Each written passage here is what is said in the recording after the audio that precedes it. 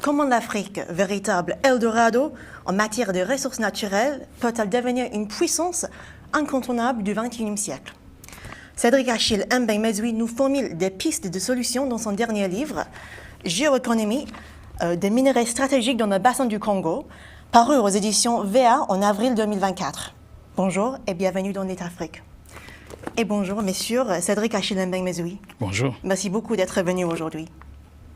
Alors, vous êtes expert financier, fonctionnaire international, auteur de plusieurs livres et articles qui vous ont valu d'être le lauréat du prix international Imhotep en 2014. Félicitations. Merci. Alors, commençons par le titre de votre livre, La géoéconomie.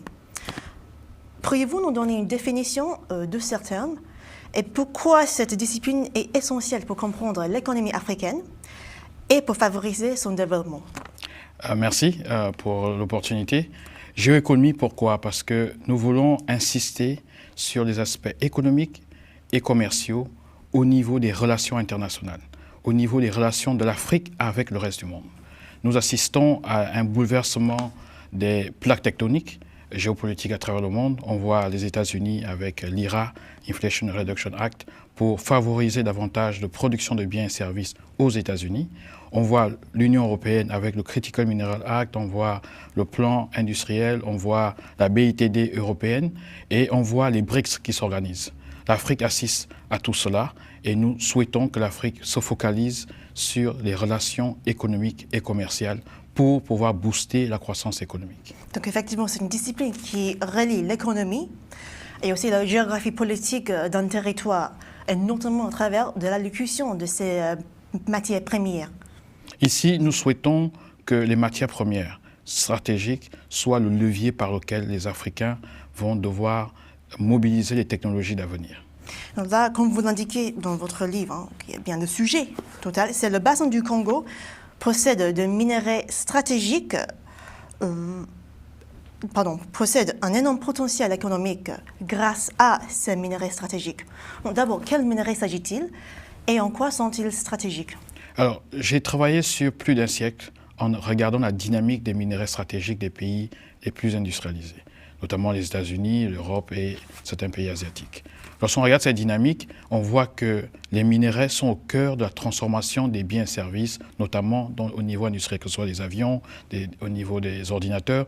On a besoin de ces minerais pour transformer des biens et services. Alors, l'Afrique a besoin de passer aussi, au lieu de rester en tant qu'exportateur de matières premières, l'Afrique a besoin de monter, de progresser dans la chaîne de valeur pour produire sur le continent aussi des biens et services qui permettent aussi de fournir un bien-être à nos populations.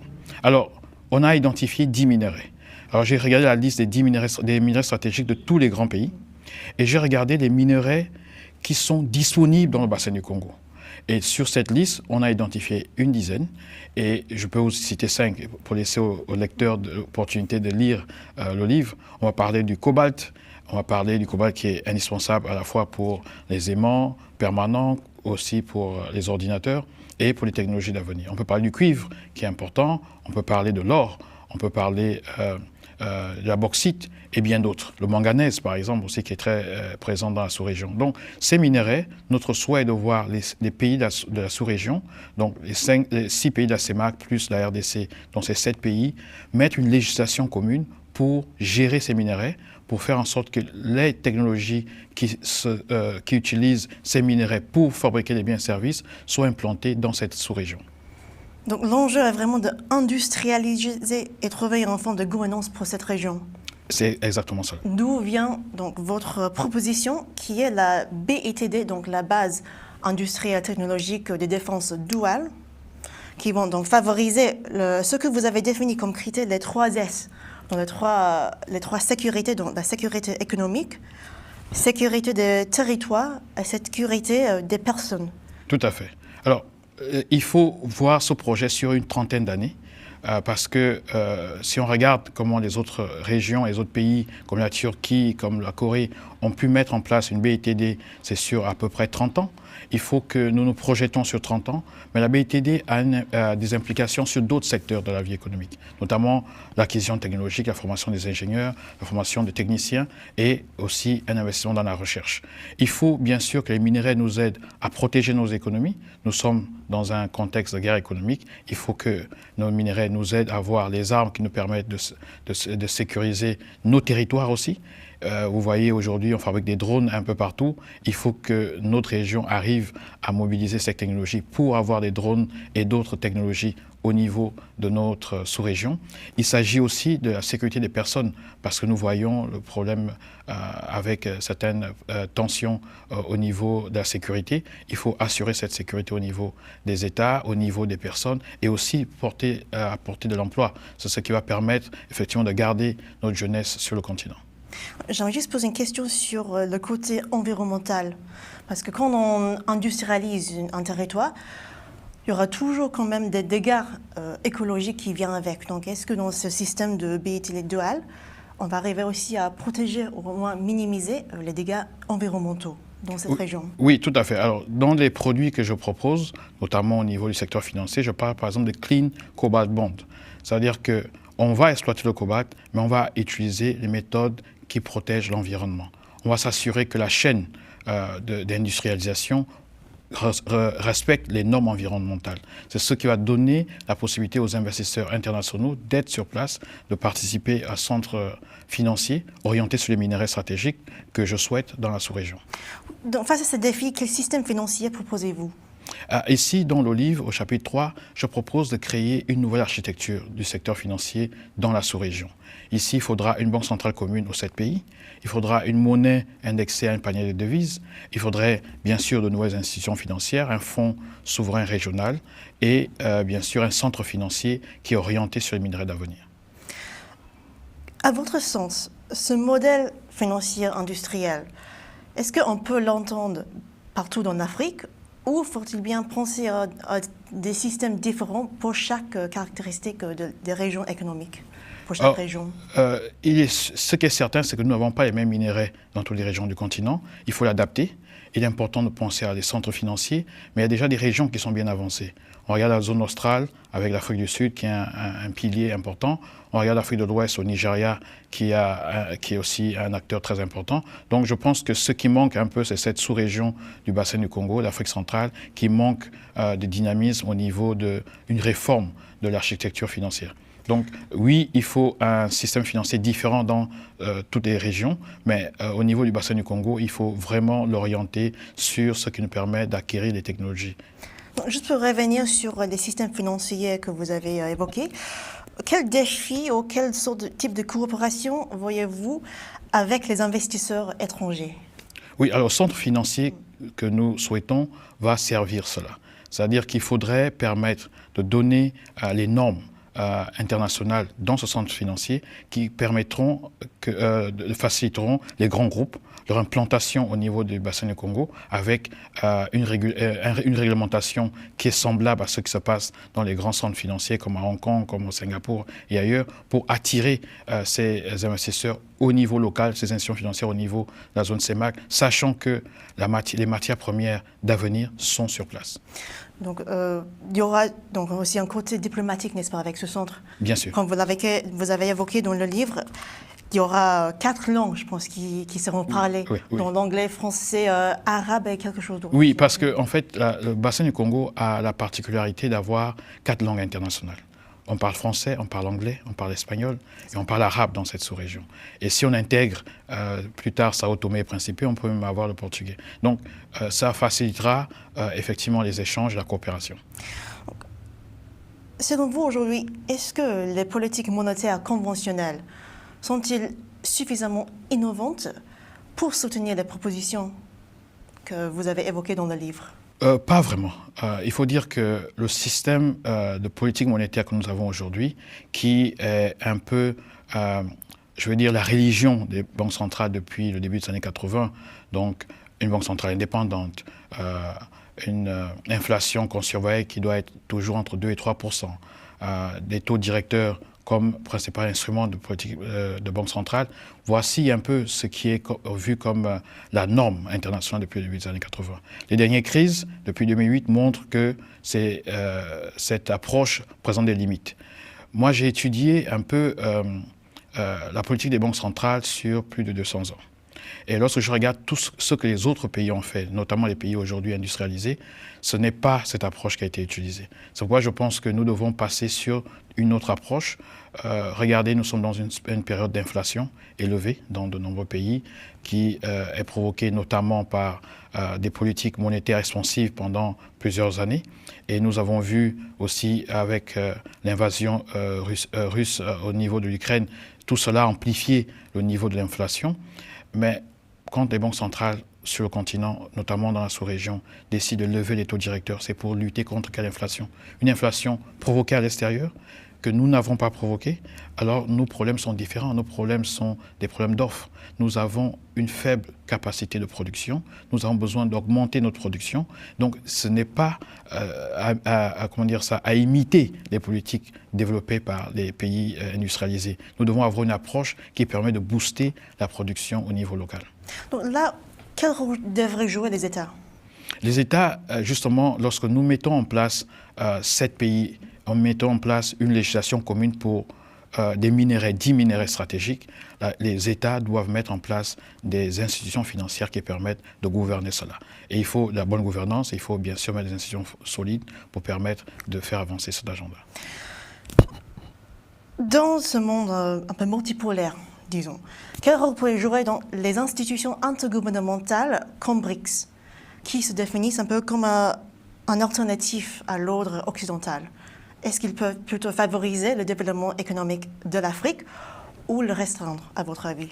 Alors, ce que j'ai dit justement en entame de notre échange, les BRICS, la zone euro, les États-Unis et les autres blocs sont pour nous des opportunités de coopération.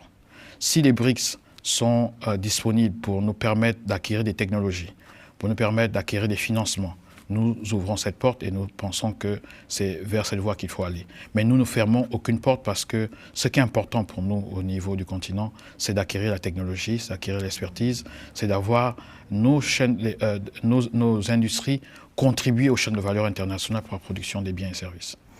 Alors, en parlant de potentiel humain, n'est-ce pas, l'Afrique a quand même un capital humain considérable, avec une projection de 2,5 millions d'habitants d'ici 2050.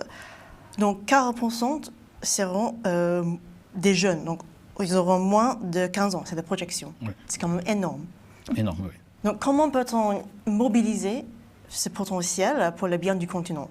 Oui, alors, il faut déjà dire que si on regarde des projections statistiques, l'Afrique comptait 100 millions de personnes au 19e siècle. Autour des indépendances, 50-60, nous sommes entre 300 millions d'habitants. Là, nous sommes à peu près à 1,4. Nous allons passer à 2,5. Donc nous voyons que notre population évolue, double tous les 25 ans. Et c'est un potentiel énorme. Lorsque vous avez, dans 20 ans, 50% de la jeunesse mondiale qui sera africaine, c'est vraiment un potentiel énorme. Ça veut dire quoi? Ça veut dire que nous avons la capacité de travail sur le continent. Ça veut dire que nous avons la capacité de consommation, 2,5 milliards de consommateurs. Donc l'essor de nos multinationales qui vont commercer au niveau d'Afrique et exporter à travers le monde. Nous avons la capacité d'innovation, parce que vous avez des jeunes, c'est vrai que vous avez une capacité immense d'innovation. Donc c'est cette Afrique-là que nous sommes en train de voir, et je pense que cette volonté de voir plus de formation pour nos jeunes, pour des débouchés, pour nos chercheurs, tout cela va permettre de créer un environnement favorable. Parce qu'aujourd'hui, il y a quand même des énormes défis, n'est-ce pas, pour garder les jeunes, notamment, par exemple, le drainage de cerveau, comme on dit. Donc, comment on peut lutter contre ces enjeux? Est-ce qu'il y aura des mécanismes en place pour lutter contre ça? Oui, alors, tant que l'Occident et les autres régions du monde auront une meilleure croissance et un meilleur niveau de développement, les meilleurs sur le continent auront toujours tendance à partir. C'est pourquoi les propositions de ce livre vont dans le sens de créer la richesse localement, de transformer l'économie localement pour que ces cerveaux restent et surtout que nous soyons capables de mobiliser l'expertise internationale pour venir sur le continent. parce que ce n'est qu'en mettant les intelligences ensemble que nous pourrons créer une prospérité sur le long terme. Ce livre, vous l'avez décrit comme une continuation de vos livres précédents. Par exemple, en 2017, vous avez écrit dans votre livre « Financer l'Afrique » que l'Afrique est le créancier du monde. Est-ce que vous êtes toujours d'accord avec cette phrase? Et dans 7 ans, donc aujourd'hui nous sommes en 2024, quel changement constatez-vous dans le développement économique de l'Afrique, surtout dans sa capacité de créer un écosystème souverain industriel? Alors, l'Afrique est créancière nette du reste du monde, dans le sens où les capitaux qui sortent de l'Afrique dépassent les capitaux que l'Afrique reçoit. Et cela continue. J'en ai parlé en 2017, c'est toujours vrai aujourd'hui lorsqu'on regarde les comptes offshore des résidents du continent, lorsqu'on regarde les flux financiers illicites, lorsqu'on regarde un certain nombre d'investissements qui sortent du continent, oui, effectivement, nous sommes toujours créanciers nets du reste du monde. Qu'est-ce qu'il faut? Il faut effectivement créer des systèmes financiers stables et performants, comme celui que je propose au niveau du bassin du Congo, pour permettre de garder les capitaux localement. Vous savez, tout ce qui est industrie extractive est souvent un drainage de capitaux vers l'export. Il faut que nous arrivions plutôt à faire en sorte que les minerais servent à avoir les capitaux localement pour participer à la transformation de nos économies. Donc, pour le bassin du Congo, donc, où il y a tous ces minerais stratégiques, qu'est-ce qu'il y a actuellement comme infrastructure qui crée déjà des emplois ou qu'on peut augmenter, dont on peut augmenter pour le bien de la région, sur lesquels on peut construire? Oui, alors il y a des projets déjà d'interconnexion au niveau du secteur énergétique. Les projets ne vont pas à la vitesse que nous souhaitons, mais ces projets sont là. On parlera par exemple d'Inga, Inga qui est un barrage au niveau de la RDC qui peut alimenter en énergie tout le continent. Donc voilà déjà un point sur lequel nous pouvons aller ensemble comme 7 pays pour booster la production énergétique pour l'ensemble du continent. Il y a des projets routiers qui sont en train d'avancer, faire en sorte que les pays soient reliés par des routes. Et il y a des projets de chemin de fer. Donc tous ces projets existent. Certains sont déjà à un stade avancé. D'autres cherchent encore à mobiliser des financements pour les études et faciliter le développement des régions. Nous avons aussi des projets agricoles entre différentes régions. Tout cela sont des zones économiques spéciales, notamment sur les minerais et aussi des zones sur l'agriculture. Tout cela participe à cet écosystème vertueux que nous voulons booster. Dernière question. On entend des théories très contradictoires au sujet de l'avenir de l'Afrique, soit catastrophiques, soit bêtement optimistiques. Alors, comment vous voyez l'Afrique, l'avenir de l'Afrique en 2050, disons? Moi, je dirais que je suis réaliste, parce que je parle d'une Afrique que je connais. J'ai été physiquement dans près de 49 pays en Afrique. J'y vais souvent et je suis dans certains pays plusieurs fois. Donc je parle d'une Afrique que je connais. Je suis un portefeuille de plus de 100 projets dans différents secteurs à travers le continent. Donc l'Afrique dont je parle, c'est une Afrique que je connais et qui est en train de se transformer. Donc il ne s'agit pas d'être pessimiste ou optimiste, mais il s'agit de parler de la réalité. Plusieurs gros projets du NEPAD sont en train d'être réalisés. Dans une dizaine d'années, nous allons voir qu'il sera possible de faire par la route l'Afrique du nord au sud, de l'est à l'ouest, de voir les chemins de fer qui se relient, de voir comment certains pays mettent ensemble des zones économiques spéciales. Tout cela est en train de se faire. C'est vrai, nous voulons que ce soit plus rapide, mais c'est en train de se faire. Et j'ai foi en la capacité des Africains à prendre en main leur avenir pour changer un peu le narratif sur notre histoire. Merci beaucoup, Monsieur Cédric Achille Mbembe-Mezoui, d'être venu aujourd'hui sur notre plateau. Pour parler de votre livre, donc, je rappelle, c'est Géoéconomie des minerais stratégiques dans le bassin du Congo, paru aux éditions VA, qui est disponible aujourd'hui dans les librairies, j'imagine, et aussi en ligne. Donc, merci aussi à vous de nous avoir suivis. Au revoir et à la prochaine. Merci.